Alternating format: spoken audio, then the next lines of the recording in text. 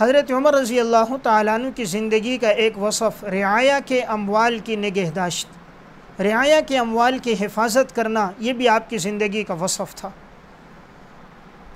علامہ ابن جوزی رحمۃ اللہ علیہ متوفہ 597 ہجری نے مناقب عمر بن خطاب میں، اور علامہ علی متقی ہندی رحمۃ اللہ علیہ متوفہ 975 ہجری نے کنز العمال میں واقعہ نقل کیا۔ احنف بن قیس فرماتے ہیں کہ میں ایک دفعہ امیر المومنین حضرت عمر کو تلاش کرنے لگا، تو میں تلاش کرتا رہا، مجھے حضرت عمر نہ ملے، تو میں نے کسی سے پوچھا وہ کہاں ہوں گے تو مجھے بتایا گیا کہ آپ بیت المال چلیں، جہاں پر سرکاری اونٹ چر رہے ہیں، حضرت عمر شاید تمہیں وہاں مل جائیں۔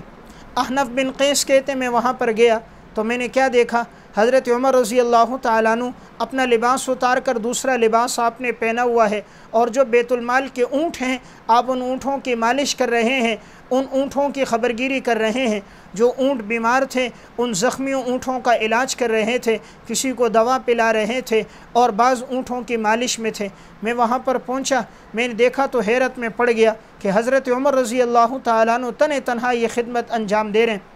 میں نے کہا امیر المومنین یہ کام کسی خادم سے لے لیا جائے، کسی غلام سے کہہ دیں کہ وہ یہ مالش کر دے، آپ 22 لاکھ مربع میل کے بادشاہ، مسلمانوں کے امیر، مناسب نہیں آپ یہ کام کریں۔ حضرت عمر نے احنف بن قیس کی طرف دیکھا، فرمایا بھائی میں بھی تو ایک غلام ہوں، میرے ذمے بھی تو لازم ہے کہ میں رعایا کے حقوق کی پاسداری کروں اور میں ان کا حق ادا کروں۔ کیا تمہیں نہیں معلوم ان اونٹوں میں بیواؤں کا، یتیموں کا، مسکینوں کا، عورتوں کا، غریبوں کا حق بنتا ہے؟ اگر ہم ان کی رعایت نہیں رکھیں گے، ان کی حفاظت نہیں کریں گے، ان کی خبرگیری نہیں کریں گے تو یہ رعایا کا مال ہلاک ہوگا۔ احنف تم بھی میرے ساتھ شریک ہو جاؤ۔ پھر حضرت احنف بھی ان کے ساتھ شریک ہو گئے۔ واقعہ سنانے کا مقصد کیا ہے؟